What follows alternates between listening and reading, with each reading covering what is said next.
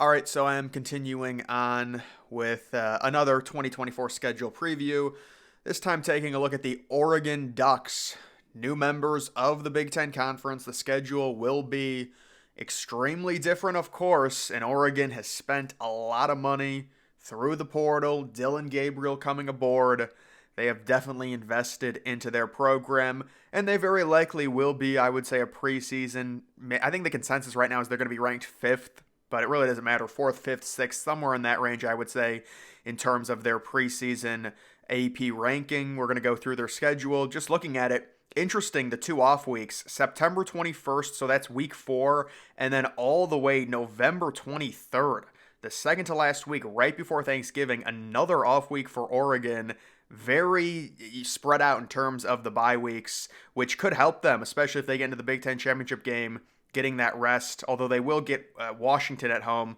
They're on the 30th, but beginning with Idaho on the 31st of August, so that'll be like the first main college football Saturday. Amazing. 7:30 game on Big Ten Network. Yes, Idaho, the FCS team at Oregon, is a Big Ten Network game exclusively, just like we all predicted. So that'll be a 4:30 Pacific start time there in Eugene, and I would expect they're going to be, I mean, normally with FCS teams, they release the game line on the day of the game, the morning of the game. They'll probably be like minus 52 or something. I would expect them to win like 66-7 around there.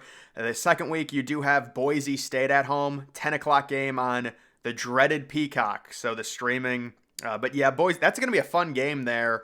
And I would expect Oregon to win that one. They're going to be favorites, and that could really end up being a good resume booster for Oregon. You're at home, you're more talented, it's early in the season, you're very likely to win. It's not like you have a huge chance of getting upset. And also on top of that, Boise State, relatively easy schedule in the Mountain West. Let's say they go on a run, possibly finish inside of the top 15. That becomes a really good win if you are Oregon. And let's say you have 3 losses at the end of the year. That's a nice resume booster. Non-conference wise, I would expect them to beat Boise State. But Boise State, I would say right now, when it comes to predictions, everyone's trying to predict, what's the one auto bid group of 5 team.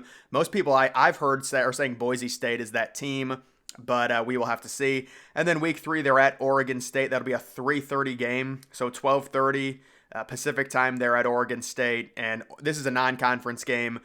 It'll be interesting. Oregon State did lose a ton. I would expect Oregon kind of in the civil. Is it called the Civil War anymore? Did they call it racist or something? Yeah, they called the Civil War, the name of it, racist or insensitive. Like 3 years ago, somebody said that, and they changed the name of it. Very, very odd. I don't even understand the issue there. But I would expect them to beat Oregon State. Oregon State got their team completely poached because they got devalued, basically dropping down to a group of 5 program. They've got the first bye week or off week. I guess it's college, so it's an off week on the 21st, so week 4. Then they're at UCLA. Kind of a traditional Pac-12 type matchup, the Rose Bowl. I don't know if I can even predict a start time for that game. Oregon at UCLA. What is UCLA going to do this year? Maybe that'll be like a 3:30 game or 7:30 game, I would think. Maybe CBS will pick that game up for the 3:30 window. Then they have a Friday game. Yes, Michigan State, they host them on a Friday night. Fox is doing this thing where there's Oregon's on it twice, actually. That's unfortunate for them. So Oregon will be on the Friday night, October 4th and October 18th. 2 out of 3 weeks, they're going to be on the Friday night game at Michigan State in Eugene. I would expect them to win that game relatively easily. We'll see with Michigan State. They've got a few transfers, the transfer QB from Oregon State, and then they get Ohio State. So they will have one more day in terms of rest because that's a Friday game. And they get like 8 days to prepare, or I guess 7 days, 1 extra day to prepare for that Ohio State game. When it comes to that Ohio State game, do I think it could be a 1v2 matchup? Probably not. It really depends what happens with Georgia. Georgia would have to lose in week 1 to Clemson or in week 4 to Alabama. But the issue is Alabama might jump Ohio State and Oregon if they beat Georgia. So I'm not sure if the Ohio State-Oregon game can ever be a 1v2. It's probably going to be 2v3 because I don't see Ohio State losing at all before facing Oregon, and I cannot see Oregon losing. I mean, look at those games. You could maybe make an argument. I don't know. I don't see them losing before the Ohio State game. Then they face Ohio State. That game very likely to be a 7:30 NBC game. They're at Purdue in another Friday game, quick turnaround. Everyone's going to be talking about that game possibly being an upset because of the crazy Ohio State game at home, the short week on a Friday. I don't think they're going to lose to Purdue, but Purdue at home, they do have a lot of upsets. It's an 8 o'clock game on Fox on a Friday. And they get Illinois at home, just a very random, strange matchup. Illinois at Oregon, middle of the season, right before Halloween. That game very likely to be, looks like 3:30 or 7:30. I mean, obviously it's not going to be noon because this is a Pacific, team. I don't know when it'll start, maybe 7:30, but I can't even predict that. Then they are at Michigan, so that's another huge game, and I don't know who's going to take this game. I would imagine NBC and CBS are probably going to fight over it because Fox got several picks, and I don't think this was one of the games that they picked.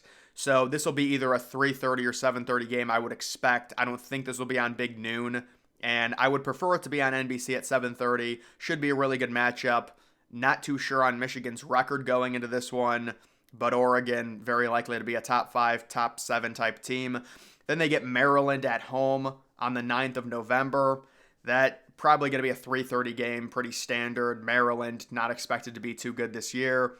At Wisconsin on the 16th, not a fun matchup there. Camp Randall, late in the year, possibly a 3:30 start, possible snow. I mean, it's not like Oregon's a crazy warm weather team, but it'll be interesting. Then they get an off week really late in the season, and then they close with Washington at home. I do not think Washington's going to be very good. I think they're going to take a major step back. It would not surprise me at all if Washington was going into that game against Oregon with like a 6-5 record. I know people look at that game, at the end of the year and say, wow, that's going to be tough for Oregon right before the Big Ten championship if they make it facing Washington. I just don't think Washington's going to be very good this year. I think they're going to probably be 6-6, maybe 7-5. They've lost so much and their schedule gets a lot harder than it has been in the past. And then the Big Ten championship game on CBS, that would be the next week. So diagnosing this Oregon schedule, I think it starts off relatively easy. The Boise State game, you might argue. At Oregon State, it's a rivalry. I don't see it. I think they start off 3-0. They get the bye week at UCLA. Should be a win. Michigan State at home is a win. The huge game against Ohio State. At Purdue could be sneaky hard. Illinois is a free win.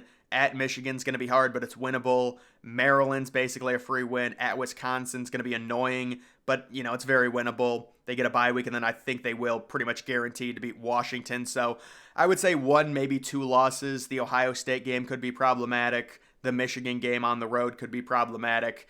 Maybe a possible upset scenario at Purdue after an emotional Ohio State game, but Oregon very, very likely to make the playoff considering now that it is expanded to 12 teams. But guys, that is going to do it for this video. Make sure you follow me on X. Link to that's always in the description.